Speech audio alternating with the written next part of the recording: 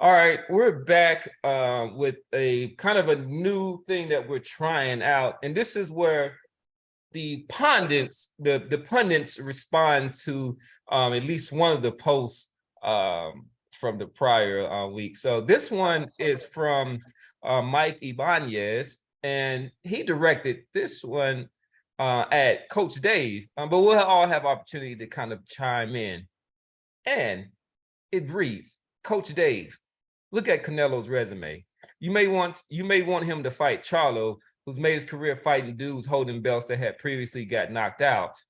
Bivol is a tougher fighter than Charlo or Benavidez. He doesn't need to protect his legacy. He's already going into the Boxing Hall of Fame. Mayweather protected his legacy, fighting guys out of their prime. Canelo is 32 and has been fighting since he was 14 years old, fellas. Y'all need to do some research and speak on facts before y'all coming on here talking out of the air. So, Coach Dave, what say you? All right. What was the name? Cletus? It was Mike Ibanez. All right. Hey, look here, Mike. So first of all, I'll let Jerry get into it. So ain't nobody taking away nothing from Canelo, what he did, and even on this show, Boston Jerry that said my man got a tough resume. But here's the facts, and here's what's not out the air. Somebody did their research. At the end of the day, if you take a look at Floyd Mayweather and you understand the difference between the two, you understand the difference between, Pretty Boy and Money Made, you understand the difference, all right? In terms of when he was just straight whooping ass and when he was, trying to protect his legacy. But the one thing about Floyd, though, is that he did not duck anybody. You cannot legitimately say that Floyd avoided X, Y, or Z fighter. But you can say that Canelo Alvarez is not trying to see the Charlo, Benavidez, Morales, or Andrade on no level. He don't even want to see him in his dreams. He just don't even want to see him. He just don't want to see him. So that's the point that I'm getting at. That's the facts. So if you can come back with a comment saying Floyd Mayweather absolutely ducked and avoided these fighters, then let's talk. But as of right now, Canelo is avoiding those top individuals. And that's all I got to say about that. All that's right. The fact. So let's bring in the Boston Jared. And I'll have you kind of, because we were talking about, so this was something that I found that talked about the 5 fighters that Floyd Mayweather Jr. avoided in their prime. And I'll kind of go down the list. So they had, the number 1 was Antonio Margarito. Number 2 was Paul Williams. Number 3 was Costa Tszyu. So those 2 previous fighters was at welterweight. Costa Tszyu was at junior welterweight. 4 was Sergio Martinez. And then the 5th one was Manny Pacquiao, who he ended up fighting, but I guess they're saying that he did not fight him in his prime. So that's interesting. So no Vernon Forrest and no Edeslandi Lara. Those are the guys who I would have picked over Sergio Martinez. That's an interesting one. Yeah. But I mean, so what would you say? So pick the 2 that I would kind of say, like, so how would you defend him not fighting Antonio Margarito and then Costa Tszyu during their prime? Well, the big thing with Margarito was the fact that he being Floyd was in the process of trying to break his promotional agreement with Bob Arum at the time that fight was being pushed. Now, you can certainly make the argument that the fight could have been made while Floyd was still contractually obligated to Top Rank. The reality, the way the situation played out, was that Carlos Baldomir, who had defeated Zab Judah and beat Zab Judah for, I believe, 2 of his 140, 147-pound belts or whatever, Floyd was able to get a fight with Carlos Baldomir for more money with HBO, I believe at the time, than was being offered for the fight with Margarito. So Floyd made the business decision of going ahead and taking the money and fighting the guy who had beaten the previously undisputed Zab Judah. And now, as things played out, Margarito ended up getting beaten by Shane Mosley, a guy that Floyd had been calling out for years and years and years and years. And then Floyd went in there and he beat Shane Mosley. So, look, can there be an argument made that he ducked or he avoided Antonio Margarito? You can. There is some argument for that, but I believe the way things played out, I believe it shows you why the fight didn't happen, right? And Floyd made a business decision. He ended up fighting for more belts for more money, and some would say at a little bit less of a risk to himself. So I mean, what that's about how that fight went down.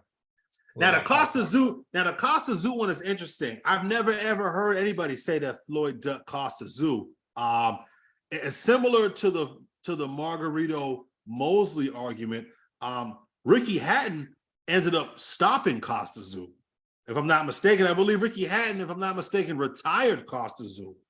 He retired him, but so Floyd Mayweather had his first fight as a 140 pounder in 2004 against DeMarcus Corley. DeMarcus Corley. All right, now and then so Costa May Tszyu 22nd. Go ahead. Yeah, I'm sorry. and then Costa Tszyu fought and was retired by Ricky Hatton in June of 2005. But he was also, you remember that time he was fighting about once a year because of just some nagging injuries that he had. But there was I think a small window that he had, because he fought in 2004 of that same year that Floyd entered that weight division. Costa Tszyu stopped Sean Mitchell. I mean, it was a pretty devastating. It was a third round knockout. Who Floyd had already beaten. Yeah. No, Floyd didn't beat Sean Mitchell. No.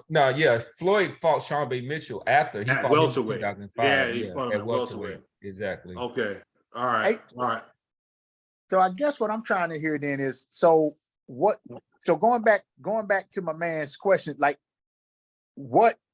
how do you talk out, or what excuse is there for Canelo to not have fought any of the four we just, like what? Yeah, there is no excuse. The strategy that you hear from a lot of these Canelo fans is that these so-and-so fighters' resumes, and because of their resumes, they don't need to, Canelo doesn't need to fight these guys because in their minds those guys have weak resumes, right? That's what the argument is. It's a ridiculous argument, because there are plenty of guys that have been able to get fights with Canelo Alvarez that don't have strong resumes. Caleb Plant being the most prominent of those guys. Caleb Plant had what amounted to as a prospect's resume. I believe Caleb Plant was like 17-0 and was coming off of a win against Caleb Truax and was able to get a Canelo Alvarez fight.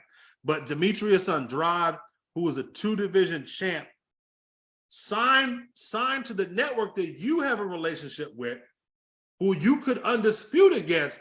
He can't get that fight, but Caleb Plant can. You can cross the street, fight a one-off with Caleb Plant and undispute, but you can't undispute with Demetrius Andrade at 160 pounds. It's a ridiculous argument. It's a ridiculous argument. Jamal Charlo is a little bit different of a scenario, because Jamal Charlo has always been aligned, not always, but for the majority of his career has been on the other side of the street, so to speak, right? But when Jamal Charlo was Canelo Alvarez's mandatory for the WBC, Canelo Alvarez elected not to fight him. And instead of the WBC ordering the fight, Mauricio Suleiman had Canelo elevated / stripped to the franchise champion, and Jamal Charlo was elevated to whatever, the super champ, regular champ, whatever the WBC calls it. Now, Canelo Alvarez fans we'll pull up the audio clip from Jermell Charlo, the brother of Jamal Charlo, and we'll pull up the articles from Boxing Scene where Oscar De La Hoya allegedly offered Jamal Charlo a fight, which Jamal Charlo turned down, and they'll point to that. My response to that is, okay, fine. Well, Caleb Plant turned down Canelo fights. Callum Smith turned down a Canelo fight. Billy Joe Saunders. All three of those guys, when offered a fight with Canelo Alvarez, initially turned the fight down. And what did Team Canelo Alvarez do? They kept offering those guys and offering those guys and offering those guys until they eventually got the money that they were looking for and the fight was made. But when it comes to Jamal Charlo, all you hear about is one dubious offer, right? We don't know how much the offer was for. There was never anything that was made official. I believe Oscar may have alluded to how much the fight would have been worth. Apparently, I don't know. But again, it's more excuses. It's more excuses to justify this guy's career. I believe the guy who made the comment mentioned that Floyd Mayweather protected his legacy.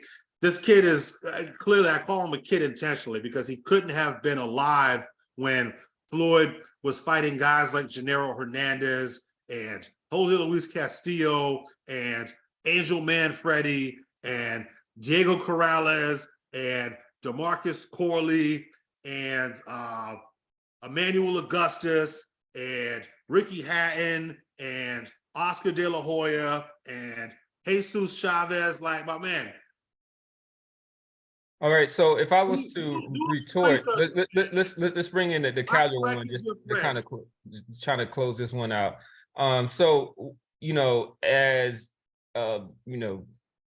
speaking for the guy who posted it, for Mike Ibanez, so he would say, like, Canelo has the best resume that's out there now. He's fought the most former champions out of any champion out there.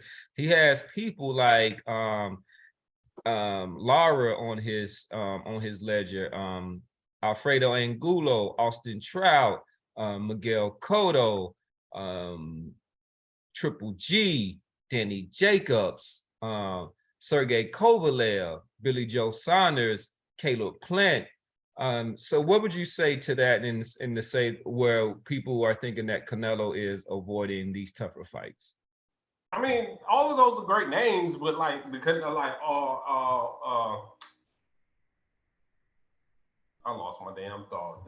They were either not in their prime, or they were just, we knew going in that he was going to win those fights. None of those fights were 50-50 fights, or even, I would even say 60-40. So there haven't been a Canelo fight where he went in and was like, hey, besides the Triple G, because the previous 1 and 2, we knew he was over the hill, and it was namesake at this point, the Triple G Canelo fight. But we knew going into that third fight that Canelo was going to wax him. So the B-ball was probably the one, like, boxing fans knew that this was going to be dangerous for him. Other than that, they were all like, man, he's the overwhelming favorite. In the last, I say probably the last 5 or 6 were strategic fights where he did unify. That's the only saving grace. He did unify. So you can say that Benavidez got stripped conveniently. but that was Benavidez's fault. You know what I'm It was. I just said interesting timing.